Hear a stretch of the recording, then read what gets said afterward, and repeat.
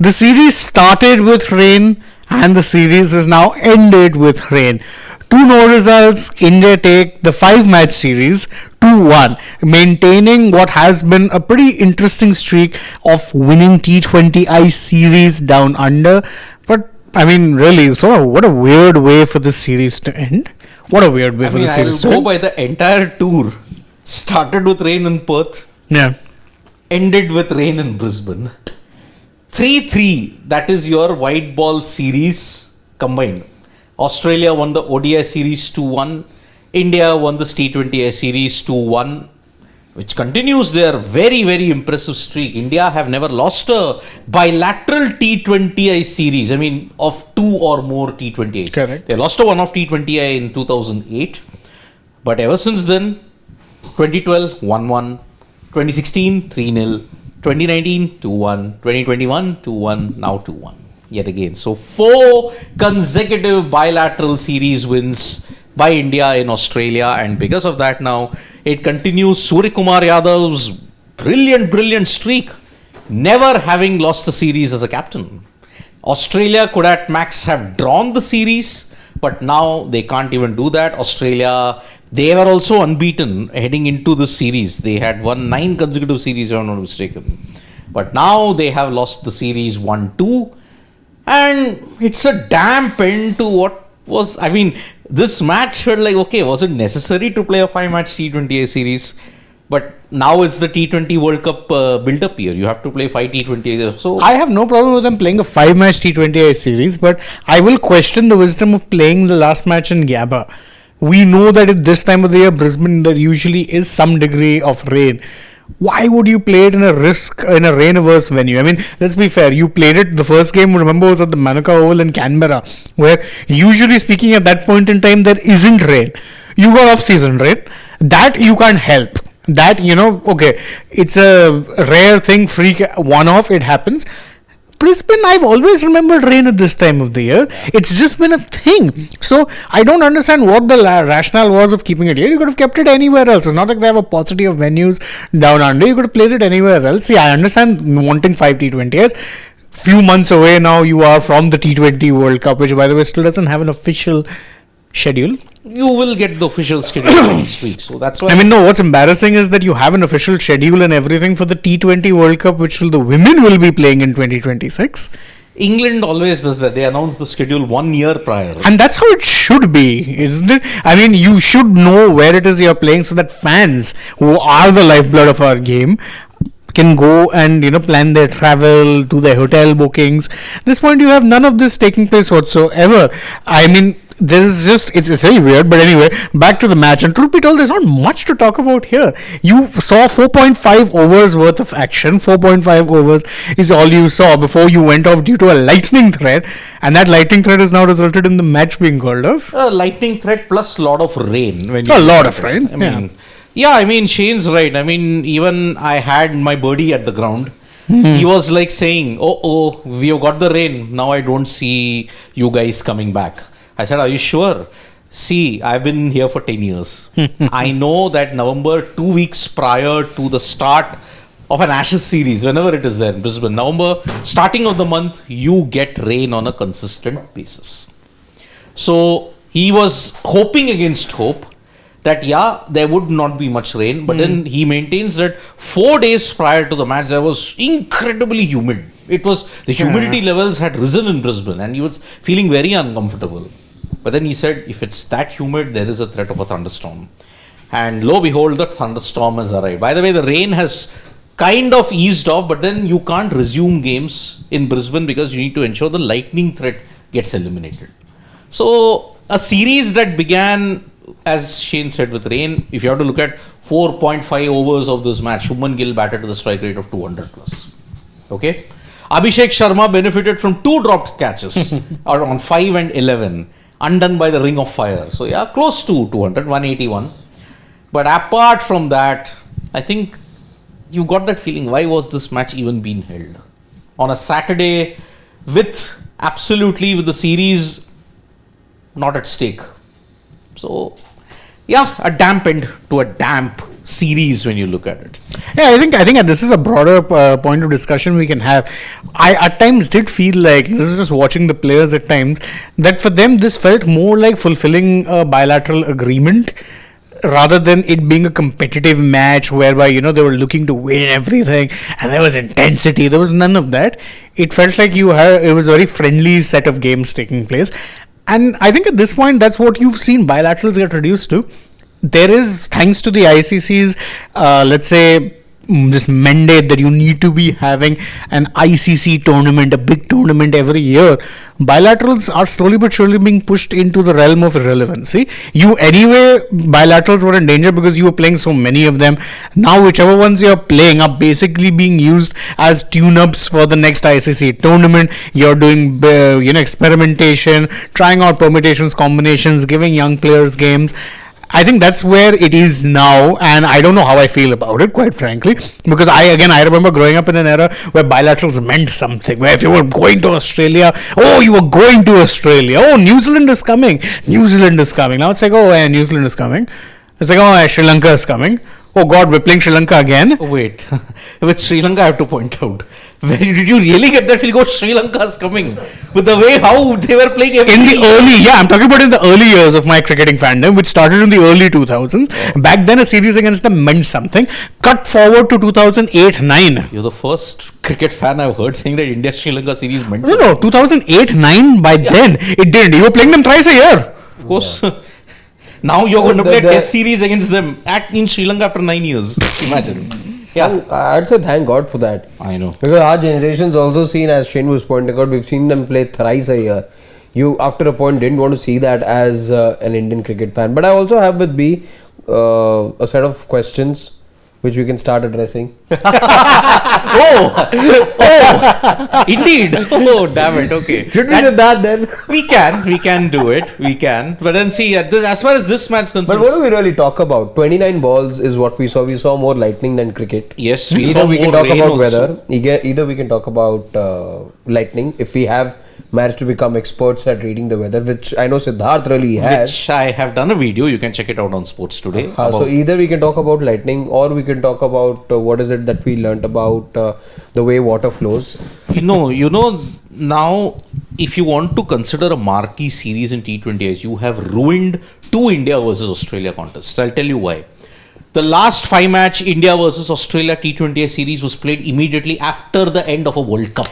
I remember that series, yeah. There were absolutely no takers. You were still reeling from the trauma of November 19. And mind you, that was taking place in India. Exactly. If you were playing it in Australia, I'd still understand it just a little bit, because there at least then the fans were coming off a positive vibe that, we've just won a World Cup. We'd love to be playing.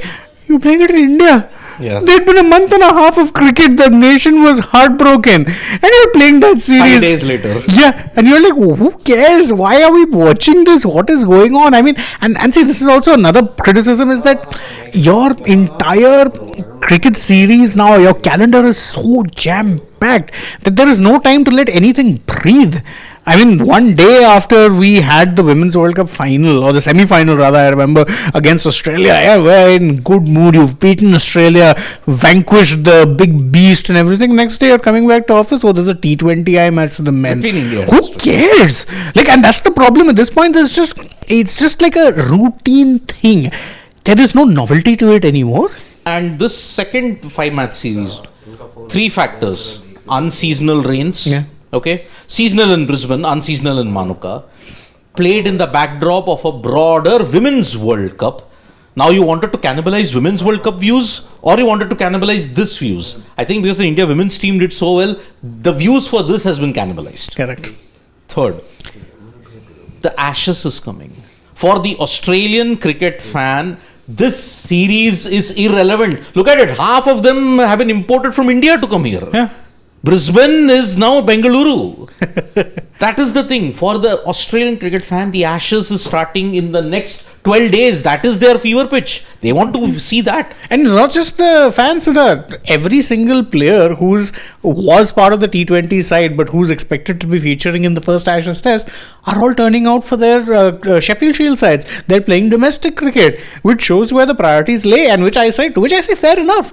then why did you need to organize this? Either you should have made it a 3-match T20 series, knowing full well that then this way, the last 2 games were pretty much hampered by a sheer lack of star power and a sheer lack of I can't use the word, but a sheer lack of nonchalance really towards the series from particularly Australian fans. I don't think the fans really cared that much, and I don't blame them. Ashes is bigger than everything.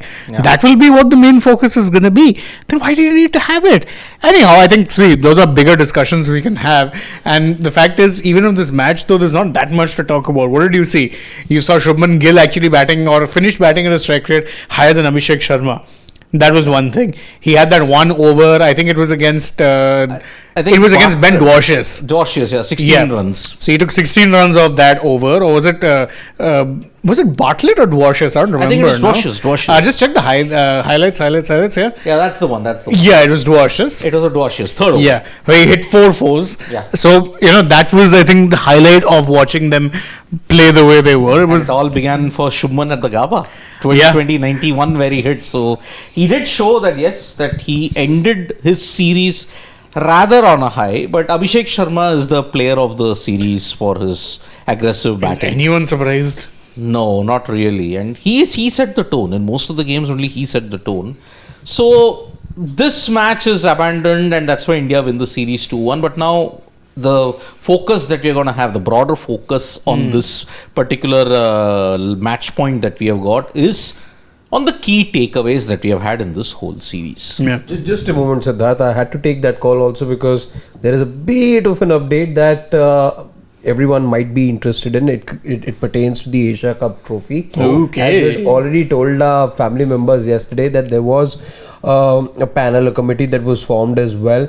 So now Devajit Saikia has on record said that the meeting took place yesterday. Both parties, since the Asia Cup trophy was not an issue which was on the agenda, there was a meeting that was organized between the PCB Chief Mohsin Naqvi and the BCCI Secretary in Devajit Saikia, who was also the only representative of the BCCI in the meeting. The two parties met, but on the sidelines. This wasn't official per se, but on the sidelines there was of that board meeting.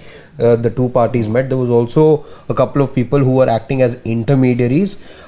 There has been the involvement of a senior ICC official who will be overlooking this whole process, and the two parties have been told to amicably resolve the issue because it's been happening for a while now. This is now on record, Devajit Saikia saying so. Amicably to sort out the issue. I think we'll get the trophy by the time the next Asia Cup rolls around. In 2027, yeah. Amicably, now that is very, very interesting. I don't think there is a solution to be amicable at this point in time. But yeah, that is a debate that we got for a later thing. And I think, Arshit, you did the update yesterday night itself where you spoke about those details and everything. But yeah, the Asia Cup standoff, I mean, if you want to go at an year-ender of 2025, the Asia Cup standoff will be featuring very prominently. But this series will not be featuring very prominently because what we're going to do is we are going to have the key takeaways in this 3-match series, if I may add, because two were rained out. You lost in Melbourne, you won in Hobart, you won in Gold Coast. So, gentlemen, firstly, your key takeaway from this whole series. I think there's one takeaway that you can have, and I think this is one criticism we had of Gambhir, is that there was a lot of experimentation. But he can now once again point at that experimentation and say, look, boss, I got your results. There was a lot of experimentation. It was an overseas tour, but we still ended up winning the series. So is this experimentation now here to stay? Are you going to see other teams take it up as well? Because I think, truth be told, that is entirely possible that you will now see more and more teams just treat bilaterals as let's say dress rehearsals. We're going to try out our players. We're going to give all of them game time. We're going to test out different combinations. If we win the series, great. We don't win the series, no problem. It's all preparation for the World Cup. You remember Australia's bilateral form prior to the T20 World Cup of 2021. It was terrible. Yeah. And then when they went on to win the World Cup, people were like, what's happening? But they know how to turn up for the big games. And I think you're going to see more and more teams now kind of take this, because I don't think series don't matter. And I think in a decade or so, we're going to be seeing them matter even less, because the main focus now, the way the calendar is structured, is World Cup and then of course your T20 leagues, IPL being the primary one. Yeah, what I seem to have picked from this series is that the Indian team is now more and more fixated on playing three spinners. Batting till number 8 is something which we already knew about. If in fact it's happening across formats now for the Indian team, but I think now it's become more and more clear that this Indian team is flexible, playing three spinners. You know, barring the one match I think in which Harshit played at number 8. Melbourne. Otherwise, you've seen there be a Sundar, you've seen Aksar, and you've seen a Varun Chakravarti. So I think this is going to be the template of this team going forward. Remember, the tougher thing was to play this kind of a side overseas, especially in Australia, where there were a couple of spicy wickets which were thrown at you. Back home, which is where the World Cup will take place, three spinners is a bit of a luxury. 12 overs gone in a T20 match. You've seen how India have tried to apply the chokehold using the spinners. This was in fact the success mantra in the Champions Trophy as well. I think now India's evolved now into a team which is confident in its spinners to apply the chokehold even when there may not essentially be assistance for spinners. This is what the series tells me. Well, my key takeaway from the series is that, okay, I think there was too much experimentation in the batting and bowling departments. I mean, look at it. Arshdeep was not picked, which is why one of the questions was, Arshdeep, why is he not getting picked despite him being your highest wicket taker in the format for India? Monemockel's statement that we want to try out different combinations kind of like understands that, okay, you want to ensure that we don't have any questions. Oh, we should have tried him, we should have tried that. I think in 2022, they were kind of hamstrung by that question. So they want to avoid that entirely and they're going the other extreme. But my key takeaway is, Kuldeep Yadav is your softest target. All rules apply to Kuldeep Yadav. Oh, he needs test match rhythm, send him back. Oh no, easiest player to drop, Kuldeep Yadav. Because of Varun Chakravarti, we need his variations. Aksar, we need him for his batting. Same with Sundar. So it's Sundar's performance in this Australia series where he won you a game with the bat. He also picked up 3 wickets in just 1.3 overs with the ball in Gold Coast. Kuldeep Yadav, the key takeaway now is this series, he's the easiest to drop.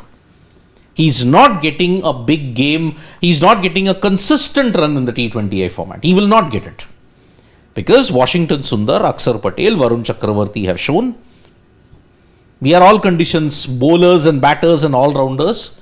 So Kuldeep is my easiest fruit that I can throw a stone at and it will fall. And I think, it's interesting we talk about Washington because he's had a very good series, but he's also given you now a bit of a conundrum because I'm not sure. What if one day you reach a point? See, right now we have to also we can't ignore the big elephant in the room. Hardik Pandya is not fit. What happens when a Pandya comes back? I don't think you're dropping Dubey. Because with Dubey, then he gives you a very different dimension of batter. So I think you're keeping him in his batting. I think Washington, then it's a case of it's a trade-off between one of the spin bowling all-rounders and of the two, Akshar is far more settled in the team. So it'll be very interesting to see how they fit him in because see, Pandya when he's fit is a sure shot. You can't not play him. So you're playing him. Then do you go to the other extreme of dropping one pacer and saying no, he can bowl 4 overs? I doubt. I think you'll stick with 3 proper bowlers or 3 pure bowlers and 3 will be all-rounders. So I think Washington would have been that easy target. Now he's also performed well. So now you're in a bit of a catch-22. All your players, when given a chance, have done well. Except for Rinku, but then he also didn't get to bat today because the match got washed off. So what do you do? The curse of Rinku, in this whole 4-month period, he's played 1 game. 1 ball. Which won the Asia Cup. Which won you the Asia Cup, yeah. He's only played 1 ball in this whole 4-month period. He gets a chance in the final T20I. That is washed out. It gets washed out. So I think, what you're saying, about the experimentation and going to extremes, I think that's the norm. I remember prior to 2022, we were talking about, in bilaterals, you want to play your core. You don't experiment unless the series is won. I think that's out the window now. It's gone. I think now it's a case of we're playing so many bilaterals that we are going to give everyone caps. We are going to ensure that everyone gets game time, regardless of whether or not it's necessary. And I'm not saying it was unnecessary. I think you do need little bit of experimentation, but it went to interesting extremes. Then again, can you question it? You've won the series. How much do you question it? You can't even question it. Okay, so key takeaway number 2. The form of Shubman and Suryakumar Yadav. That is the other elephant in the room that we have to address. Today, for the brief period that he showed, yes, I think, again, let me give you the disclaimer, there was no pressure. Series was won. So he just had to go all in and all out. But you don't take that away from a batter, Siddharth. You don't. Can you? Okay. I think you're being very harsh and unfair. I'm not saying you may have this assessment, but for anyone to go ahead and say this, I think you're being extremely unfair. That there was no pressure, series was won. Yeah. No, runs on the board are runs on the board. Simple as that. Then you can't say, oh, he was batting first. This wasn't even a chase. Okay. Because the chase brings about a pressure. How do you assess, firstly, Shubman Gill's form? A decent 47 in Manuka. Struggled completely in Melbourne. Okay. Didn't do well in Hobart. Played a very decent role in Gold Coast, but got criticism for it. Ended it with a very aggressive 29 at a strike rate of 181. See, let's keep Gold Coast out of it, because I think that was really one match which was tough on the batters. No one looked at ease to that extent. But he still got 40 odd. I think that has to be the takeaway for him. The 40 odd came in attritional this thing, and again, this is not a criticism. That's not a criticism, because the conditions demanded that sort of a thing. Exactly. You cannot have T20 cricket where there being only slam bang. Exactly. There has to be, and I hope that the stakeholders ensure that you time to time get such spicy wickets. In fact, I would say the Gold Coast wicket wasn't spicy. It had a bit of everything. Yeah, it was just a bit tricky. It was challenging. It wasn't challenging also, if I was to rate challenging as difficult, more difficult, whatever, toughest, something like that, then it'll be like the mid-level difficulty. Yeah, it wasn't even high-level difficulty. High-level difficulty is the kind of pitches you got in the first ODI. But Melbourne and Melbourne, so those were tricky. It wasn't even that, and you take that, because those matches, the kind of match that you had in Gold Coast is a good reminder that 170 is also on a given day a competitive total. You cannot be normalizing 220 runs in T20 cricket. Every single match. Exactly. No. Then your standard as economical bowlers will have to be the economy reading about 8.5, 9. 10. Yeah. 10 is your most economical bowling. More than that, at the moment in T20 cricket, a bowler that has somewhere around 7 as his economy is deemed as an economical bowler in T20 cricket. But then if you are to normalize 220, then that rises to 8.5, 9. Practically at least 8.5. 8.5. Yeah. 9, So what about Shubman Gill? For me, it's not silence the critics. No, I agree. I think it's still out there. The jury is still out there. Why? Because you haven't seen the kind of consistency you'd expect. Yeah. If he had to have 4 matches where he was among the runs, and let's assume that the last match we didn't really look at it in terms of, we assume correctly that it's an outlier. Yeah. Even beyond that, there have been struggles in conditions where you would have expected him to get runs. Yes. And unfortunately, the problem also is that you've been shoehorned. The major problem with Gill that he's been shoehorned into the side, and he's replaced someone like a Sanju who was actually doing well in the role. So now an average of 44 and a strike rate of 136 in this whole series for Shubman Gill, by the way. 136 strike rate, you say? At an average of 44. Those are Virat Kohli-esque numbers. By the way, this is his second best series in his career ever. Those are Virat Kohli-esque numbers, but remember, these are the kind of numbers that we'd say. Him a lot of flack. Exactly. So that's also where I say the jury is still out. He would need, and there's still matches. It's not like, you've got 5-match T20I series now against South Africa, and 5-match T20I series against New Zealand. 10 matches. We know he's starting. You don't name someone vice captain just like that. 10 matches, all of them in home conditions where the World Cup will be played, have to be his best opportunity to get some kind of a consistent run going, because as of this series, I'd say there's been no real change. Those who want to oppose him will oppose him. Those who want to back him will back him. There is no consensus, and there will not be until he has that one top-notch series. I remember saying this a couple of days back, that the only thing that can silence the critics, that can dissipate all the criticism pointed towards Shubman Gill right now, is big runs, nothing else. And I think I maintain that stance. For me, this series has ended, but the status quo is still there around Shubman Gill.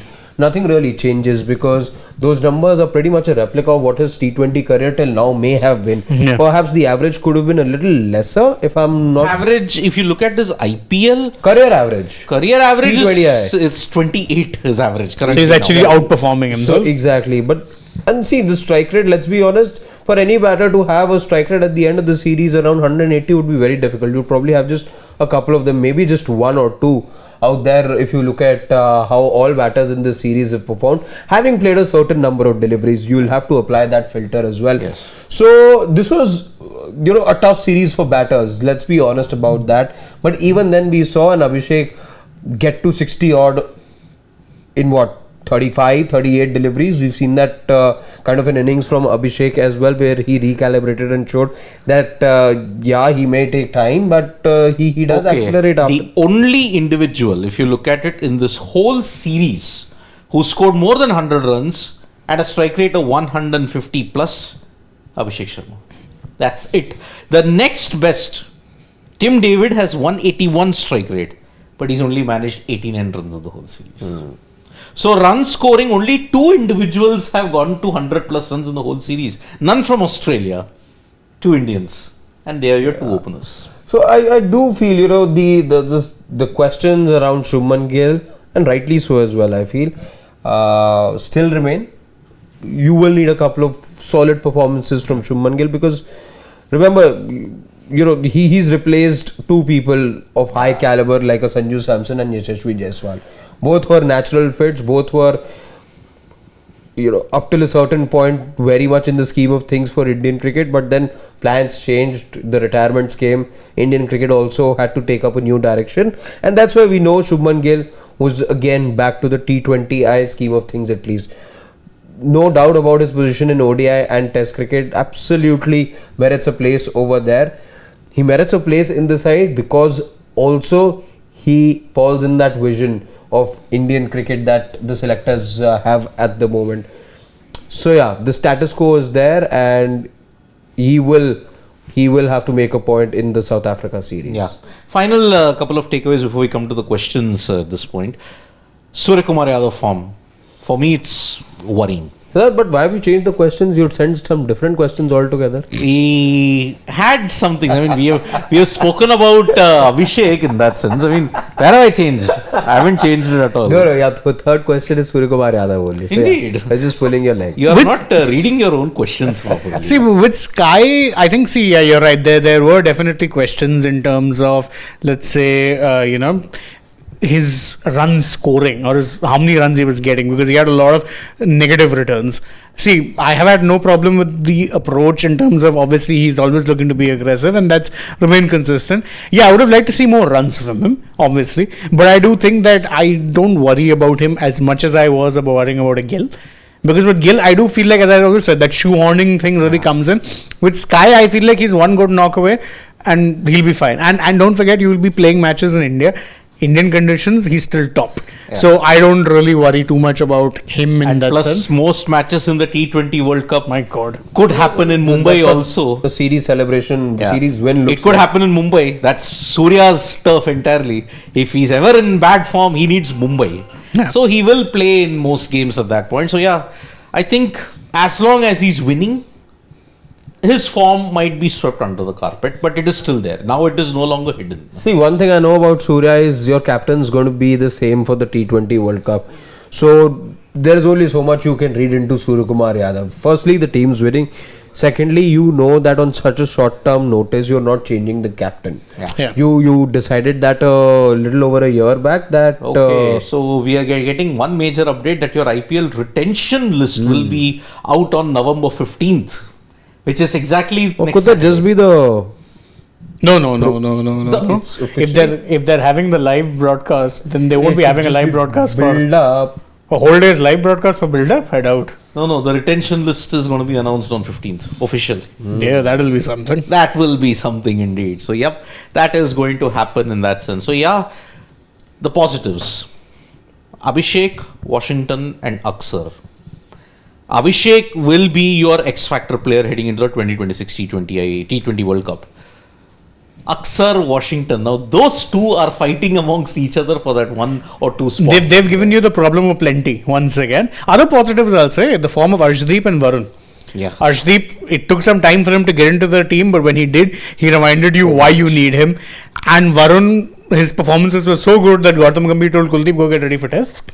Yes. I mean, but Varun's been in top form in this whole year. 26 wickets. I think he's a leading wicket taker, if I'm not wrong. And don't forget, also once again took the wicket of Glenn Maxwell, a person whose wicket he loves taking, with exactly the same ball. Exactly the same ball. I really have to question Glenn Maxwell. How is it that you fall for that same ball every single time? No disrespect at all to an Abhishek. I know he's an able bowler, but at the moment, even the least performing bowler for India can take, if he's a spinner, can take the wicket of Glenn Maxwell. Just get it to come in. Just Glenn Maxwell looking out of sorts against spin. You know, we've seen that happen. We've seen that happen. Ashwin got his number for a so while many now. times. Kuldeep got his number so many times. Sunil Narayan. Then you had Shamsi get his wicket so many times. Tabrez Shamsi. I remember ball coming in, Maxwell trying to go over, gets bowled. So yeah, it's not looking good at all. So yep. Bumrah had a chance to get 100 T20I wickets, but now he'll have to wait for the South Africa series. The history making takes a little longer, just gets deferred. Yeah, he'll be the first bowler, right? First Indian bowler to get to 100 wickets across formats. Yeah. Impressive. Very impressive. I mean, there are only 2 individuals who've gotten 100 wickets in all 3 formats. Tim Southee and Shakib Al Hasan. Southee, in fact, I don't think this record will ever be broken. Only bowler to play 100 plus matches in all formats and take 100 plus wickets and take 5 wickets in each format. That's a crazy stat and really shows you how underrated Mr. Tim Southee is. Shakib has 5 wicket hauls in all format, but he's played only 71 tests. And I don't think Southee will be extremely proud of having Rohit's and Virat's number. Oh yes. 10 plus dismissals, I think, for both. Yeah, he has. So Tim Southee, man, what a man. But yes, this series is now over. All your foreign leg series is over now. You are not going abroad now. You're now home. Summer is beginning from You're home winter and summer by extension, because in the winter time you'll play T20 World Cup, in the summer time you'll play IPL. But sorted. Exactly. Who needs to leave their houses? Yep. Why do we need to have morning time work? It's so overrated. Exactly. Talk about India having the best of all the world. November 14th onwards until May, everything is in India. For the Indian cricket Come team. to India, all season, all weather. Exactly. It's an all season pass. Yeah. Yep. So we'll take some comments. Yeah. And we'll start with Ashish Dhar, who's being cheeky again, saying that Australia's new grounds have very Indian sounding names. Manuka Oval, as in Manuka Oval, or the Carrara Oval, which I'm sure he'll be reading as Carrara Oval. With the Olympics in 2032, they can have new grounds like Chatpata Oval and Tikha Oval. Very good. I know. The Indian influence is really horrible, I'm telling you. But by the way, when you see the second Ashes test match between in Australia and England at the Gabba, last match at Gabba. Yeah, that'll be something, because the ground is going to undergo major renovations. 5 years, there'll be no cricket in Brisbane at all. So yeah, savor that. Vishal Panchal, why India is avoiding tri-series? Bilaterals are boring. I think every nation now doesn't look to play tri-series in a hurry. Pakistan, Sri Lanka and Bangladesh will testify to that. No, Zimbabwe. They're playing a tri-series. But they're one of the only ones to be playing it. Yeah. It's not really something that a lot of teams look to play anymore. I think that era is done and dusted, sadly. It is. I think that era is done. You're not going to see any tri-series involving India in the near future. I don't think so. Rakesh Bhushan is saying, when a player is playing only in one format and is certainty to play World Cup, then I think play him in all match and give him 100% confidence. What is the one format that he is only playing? Which Sky? Sky, but then Sky. Of course. But Sky is the captain. You're not dropping him. Exactly. Now, because I can't think of any other player who's a one format player in the current team. Sanju? But he's not a certainty to play in the World Cup. Okay. Abhishek, he's never been dropped anyway. He's never been dropped. Arshdeep, he has been dropped. Let's see, but I do agree with your point. Then you can play him in all matches. And Rakesh once again saying, Shane, first match being washed out, you drop Tilak after failing in 3 matches. Why not drop Shubman and bring Sanju in this match? Merit is not the sole criterion. Let's digest that. I do agree. I mean, Look, let's be fair. I do think that you could have given Sanju more time at the top of the order, but once you decided to bring Gill in, then that was done. Done, dusted. And again, It's unfair how he's being treated, I'll be very frank. you're winning, right? Rakesh Bhushan. If a particular player doesn't score that much, but you still win a title, you still win a World Cup, then your 11 guys have done the job for you, isn't it? Correct. Irrespective of form, irrespective of everything, if they win you the title, what's the big harm in it? See, you didn't have batter-friendly conditions at all in the whole series.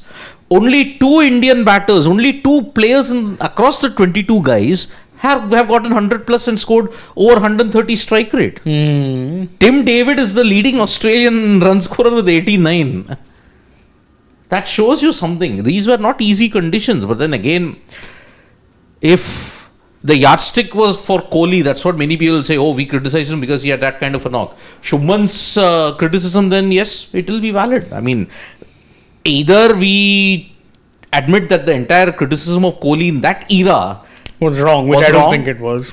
which seems to be very harsh, or I think in the era when there has been so much of flat track bullies, then Gill's numbers are not this thing. I think Exactly. that is the easier one to adjust to. So yeah, can VVS be considered as next coach after GG? Depends if VVS wants to take the Yeah, job. because I mean, see, he's already got a very easy access sort of a thing in the sense that he's already heading the COE and he coaches even the under 19s and A teams usually. So, yeah, if he wants the job, I think it'll be there for him.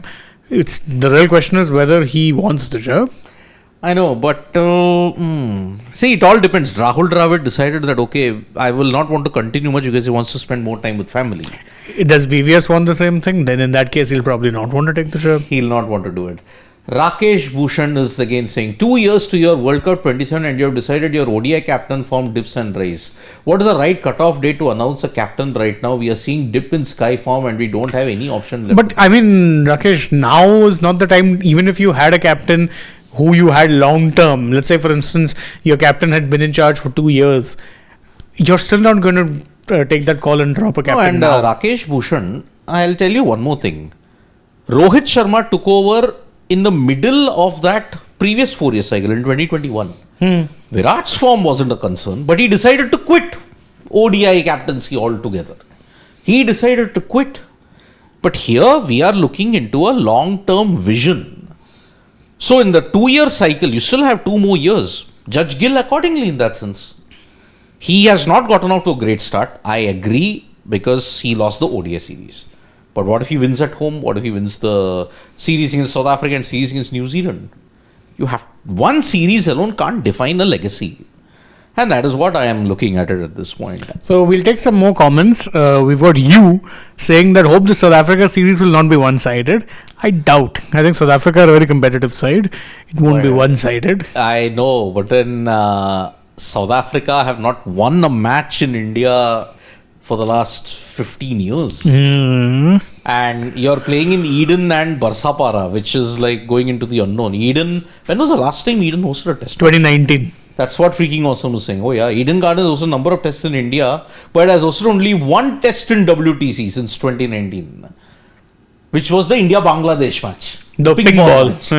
Where the ping ball was totally nullified because you gave a Gadda pitch again. No, but then that was pace bowling dominant. Bangladesh were ill-equipped. Yeah, Bangladesh were not equipped, I Ill-equipped. remember. So, my goodness, it'll be the first time Eden is hosting a red ball in this WTC period. My goodness, that is really unbelievable. So, Anshu Mishra is going on a rant that ICC has just ensured that rain forces all the games to be either battered by rain or something. But that you can't help it, my friend. Rain in Australia at this time, that's why your second test is in Brisbane this time around. Your first test is in Perth.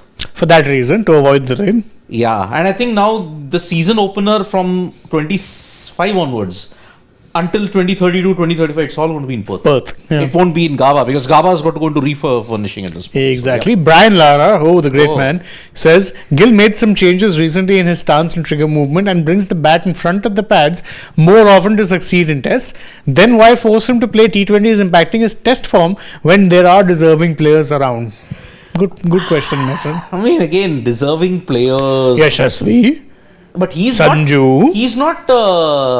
I mean, he's talking about a test match thing at this point. No, he's talking about deserving. Why you're forcing him to play for T20s when there are deserving I players think around? they view him as your one all-format player. I don't think like that is that the concept. perception. I understand your point, but I don't like this format of just forcing all format players for the sake of it. Anyway, see, African Awesome also adds that Eden Garden turns more bowler friendly if it rains, very much like Bangalore. India need to keep this in mind if they'll win the toss if it rains in Kolkata. Has it been raining in Kolkata recently now? I don't. There was a cyclone threat that happened in Kolkata, so that is why that is an issue. Well, it could November at this time. Sometimes you get those freak northeast monsoon rains. Yeah, It but could that's pretty much happen. the extent of it. Let's see. Last comment we will take. Yeah, which is Priyanshu says, win or lose post-COVID, white ball bilaterals are completely irrelevant. Seems soon we'll see friendlies like football. 6-month IPL leagues and just World Cup. ODI series was just hit because of Roko. Priyanshu, very well. Bilaterals anyway, see, ODIs are irrelevant also. I agree that two guys came back and it became a hit, but then even the quality. I mean, the quality of even this ODI series, let's be very honest. Adelaide was thrilling. Sydney was one-sided. Perth, rain ruined. I don't know. Even bilateral ODIs, just because of these two guys, how does it enhance the quality of ODIs? I just don't know. It doesn't. It really doesn't. So, yep. That's about it for this India versus Australia series. A damp end. But India have at least won the series 2-1. Something to cheer home about. And 3-3, the series ends in parity. So, from me, Shane and Harshit, then it's bye-bye. Nandri, Vanakkam. We will be back with more updates from Sports Today. Do check out all the videos that we have done. Bye-bye. Bye.